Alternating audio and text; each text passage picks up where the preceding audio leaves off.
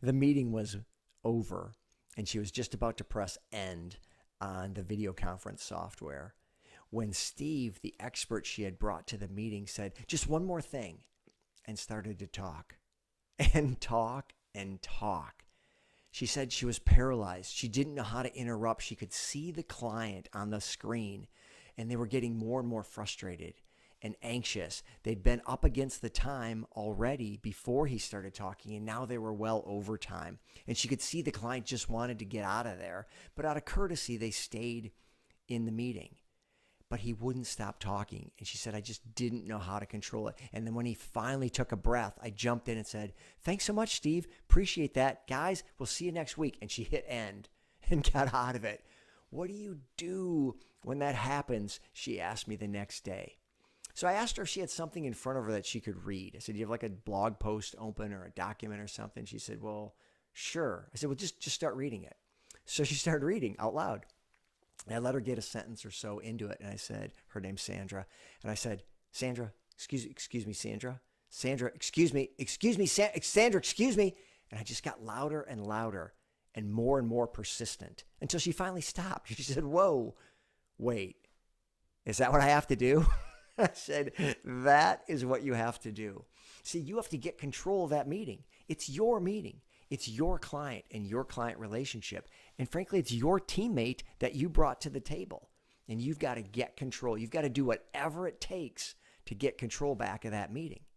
And so I said, the best way I found, and kind of the only way I found, especially in a video conference situation where you can't catch eyes, you can't physically touch somebody, you can't stand up, you can't do any other nonverbal signals, you just got to verbally get control of the situation. And I think that is going to end up meaning talking over them until they stop. And when they stop, I said, "Now you can drop it back down." "Steve, so sorry about that. Excuse me for interrupting, but I think we're going to hold that for next time. Guys, really appreciate you staying with the meeting. We'll see you next time as scheduled. Thanks so much." I said, and then you have to go into damage control with your teammate. "Listen, I'm really sorry I had to do that," because you are really sorry you had to do that. I didn't mean to hurt your feelings or interrupt or be rude. I just needed you to stop because it just wasn't helpful with the client, and I didn't want them to have to stay on. And so I just thought it was best that we stop. I'm sorry I had to be kind of rude about it, but that's what was happening. I said, "See, you're going to have to pick between kind of being rude to your client over here and letting them hear this thing they don't want to hear and stay on this meeting longer than they want to be on the meeting, or be rude to your teammate." And the good news about your teammate is hopefully you've got some trust built up there and you've got some credibility with them. You've got a relationship with them that you can now rely on. I'm not saying it's not going to necessarily damage your relationship for a little bit, but you can recover from that. You've got multiple opportunities. You can see them, talk to them, call a meeting with them. Hopefully they understand what happened, but you can repair that.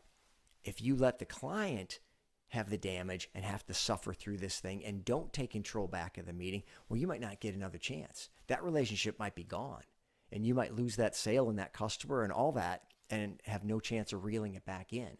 So when it comes down to where you just have to pick one or the other, I recommend you pick your teammate as the person to be rude to and cut off, because you can work that relationship again later.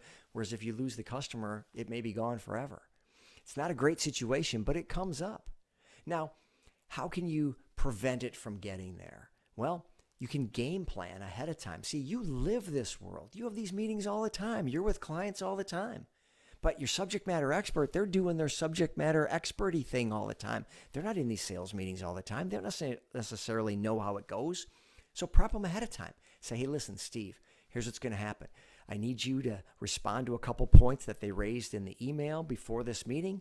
They might have some questions about those things, some follow-up. They might have new questions. Answer as best you can. But here's the thing. Keep your answers short.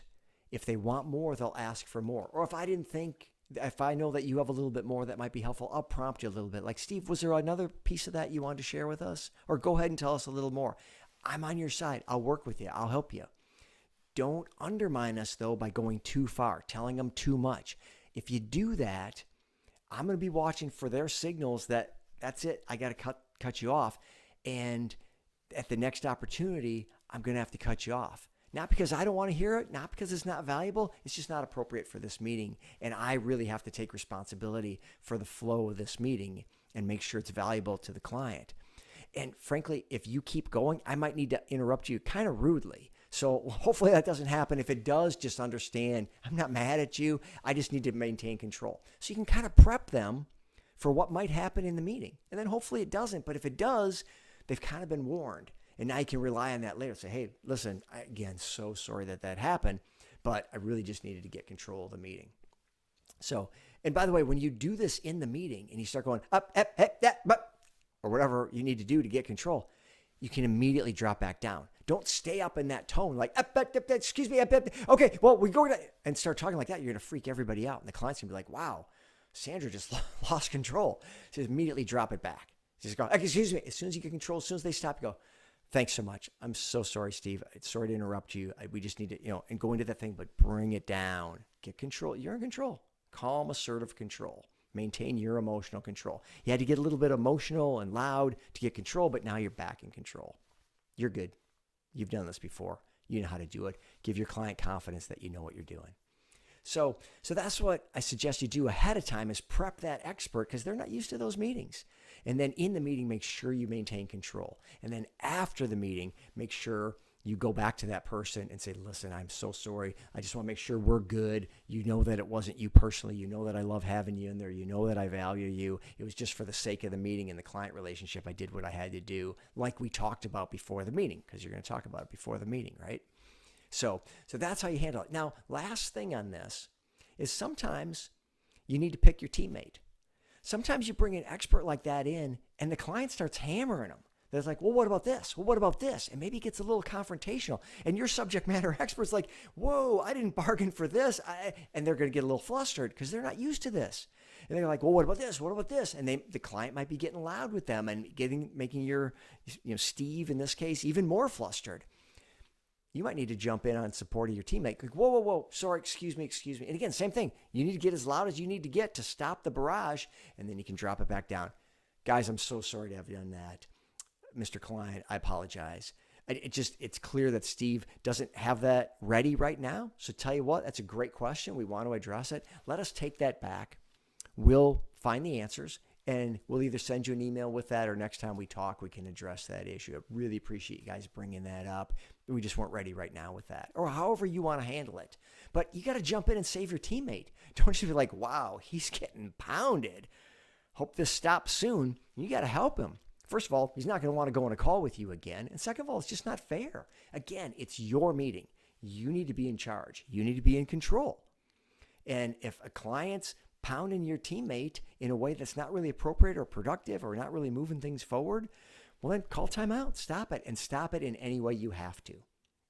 So whether you're supporting your teammate and stopping the client from getting after them, or you're stopping your teammate from giving too much, too long, and aggravating your client, either way, you need to stay in control of that meeting and do what you have to do. It's not easy, and it's a judgment call. You might want to let things go a little bit, but set a clock in your head that, hey, if this keeps going to this point, I'm going to have to jump in. And then once you just decide to jump in, go in there all in until you can regain control of the meeting. It's going to be a judgment call. It's not always going to be obvious, but that's what you're called to do as a leader of those meetings. You can do this.